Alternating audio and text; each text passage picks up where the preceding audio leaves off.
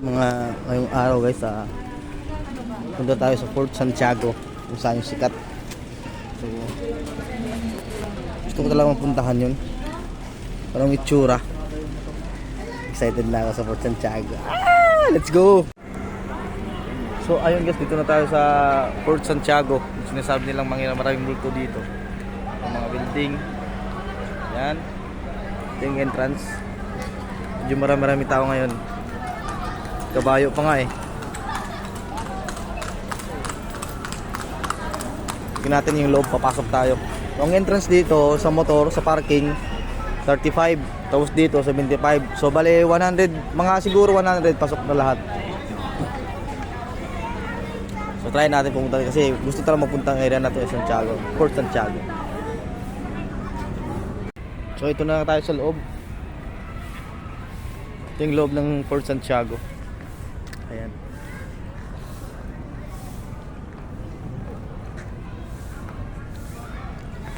Well, medyo maliit siya kasi kaysa sa Plaza Rizal Park. Mas malaki yun eh. Tapos wala pang entrance. Noon yun, ewan ko lang ngayon. Dito, may bayad, isang daan sa mga parking. Kung wala kang motor naman, pwede ka naman masahe. Hindi ko alam, yun yung sarado. Sarado. Hindi ko puntahan. Ito yung daw na bahay na nagmumulto. Ayan. Ayan ito. Daming kababalaghan, kahaka. Hindi naman totoo. So explore natin to. Let's go.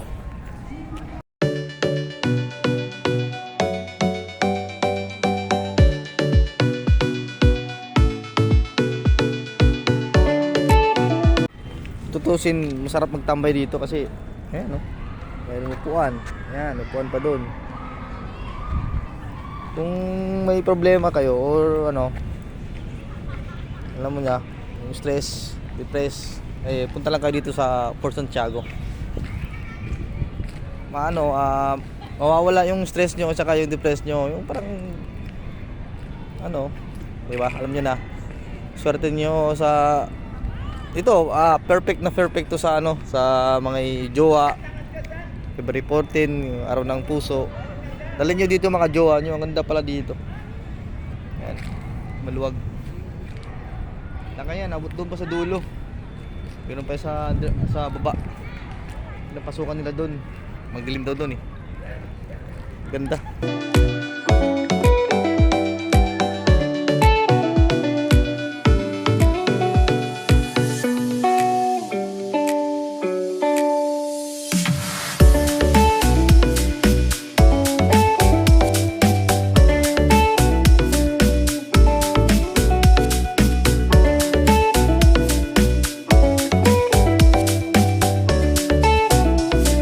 So dito naman guys, ito yung tinatawag na Boulevard de San Francisco.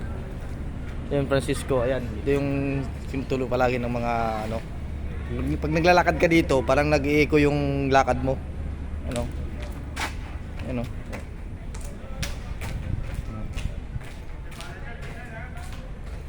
Ganyan siya kakatao.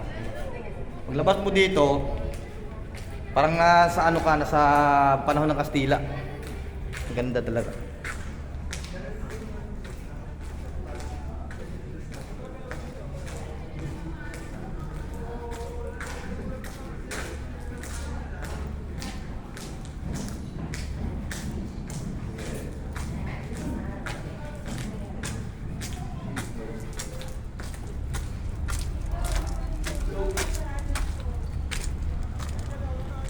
So ito yung chapel. Yan. Tagal na ng chapel na to.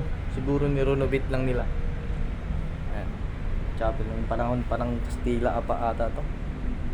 Ayan also called Reduction de Santiago. It was built in the 18th century. Ayan. To protect the bayside of Fort Santiago in the entrance to the Pasig River. 1985. King Charles. Grabe. Ang ganda no. Panahon pa ng World War II ata to. So dito, hindi ko na alam kung ano to eh. So lakad lang tayo. Ayan pintuan guys ng chapel. Wala. tayo sa taas. Ang ganda, grabe. Yun. May canyon pa dito. Ito yung canyon. Ginagamit ng mga Kastila noon. Ayan. Mutake dyan yung mga Pilipino. Yan yung canyon, no? Tagal na nito. The first time alam ko nakapunta dito. For the first time ito pinaka first time ko napunta dito.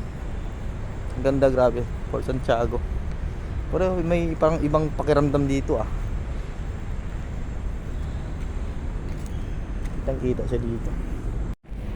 So ito tayo sa dito tayo sa taas, yung kanina nilakad natin sa ilalim, papunta sa kabila sa chapel. Ayun yung chapel, oh. Ayan. Ayan ang chapel. Kanina yung pinuntahan natin. Tapos ito naman, ito yung guardhouse ata dati. Or watcher, yung ganun, pag may kalaban. So pasukin natin. Oh, ma-mention ko pala, no. Iba yung pakiramdam dito eh. Pag pumasok kahit sa bahay na to, na maliit. Ayan. Maraming vandalism. Ayan, vandalism yan. Mga sinusulatan ng mga nakapunta dito. Ayan, Vincent, Love JB. Ayan, shout out sa Lods. P. Baltasar, Maria Claire, Love. Ayan, shout out sa inyo. Ayan. Ito, bakla. Sabi, iba talaga yung pakiramdam dito. Ibang yung vibe. Ibang, alam mo yung hindi ka welcome. Ramdam ko eh. Balahibo ko, puta. Whew.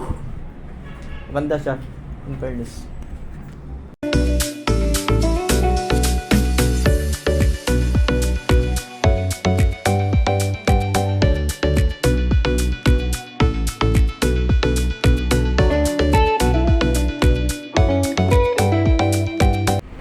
So may nakita tayong spot na maganda rin.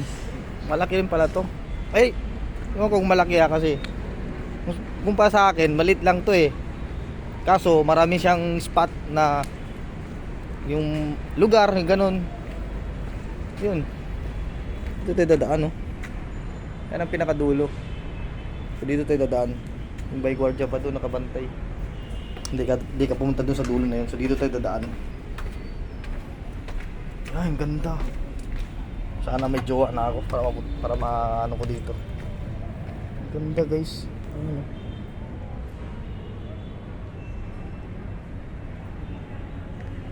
Yan ang bridge.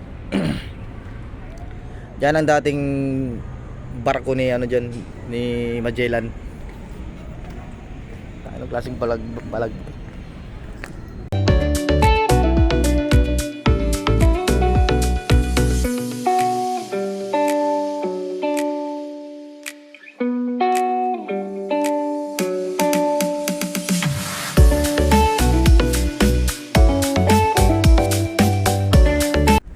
So ito pala yung kulungan dati ng mga Pilipino, pagdigmaan sa dating World War II ata, yung Jones.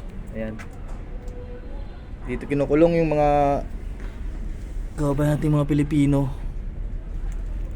Pasukin natin. Medyo masikip to. Shit. Ito nga. So ito yung niya, yung mga Hapon, mga Pinoy, yung nangyari sa panahon na yun. Ayan sila. Mga Pinoy na may dalang armas. Yung Hapon pala. Hapon may dalang armas. Ito yung mga Pinoy yan. Pinoy, pagdigmaan, World War II. Ano ba sa kabila?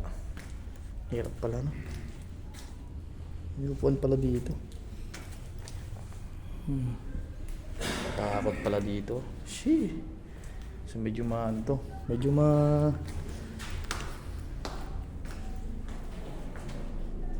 massacre, torture sila. Dito kinukulong, tapos dito namamatay yung mga ibang Pinoy. Ayan sila. Isa-isahin natin. Ayan. Ayan, Dungeon of Ford. Ayan. 3 women killed by Japanese forces in the walled city, 1945. Grabe, no? May mga bata pa. Wow, talaga. Oh.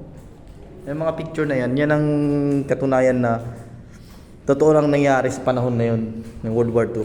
Yan, ganda.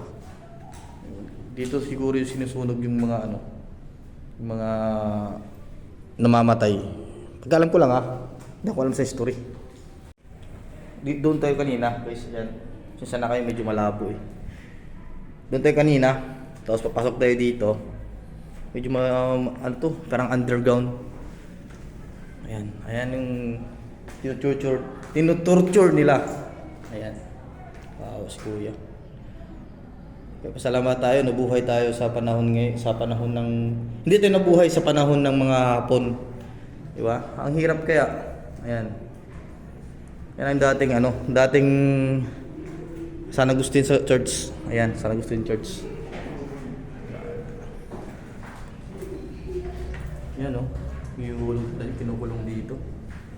Iba yung vibe na binibigay dito eh. Parang nandito pa rin yung mga mamayapa na nakaluluwa.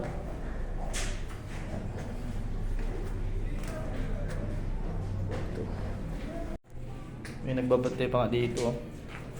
Natitirang Hapon. Sa likod. Wala na yan sa likod, guys. Dead end na yan. So ito yung exit. Ayan, exit. Dito tayo lalabas. Pakano naman na ito.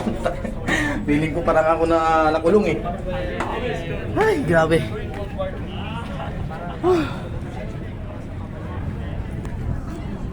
Ba't kayo maraming barya sa ulalim? Ang barya. Kita nyo, mga puti-puti na yan. Ano kayo sabihin? Siguro wasting ano to. Dahil tayo magtapon ng barya, 5 piso.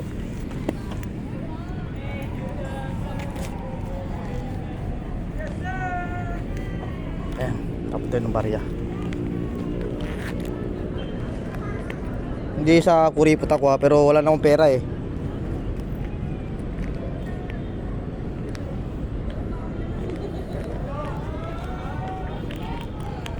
Piso, hirap tayo kunin.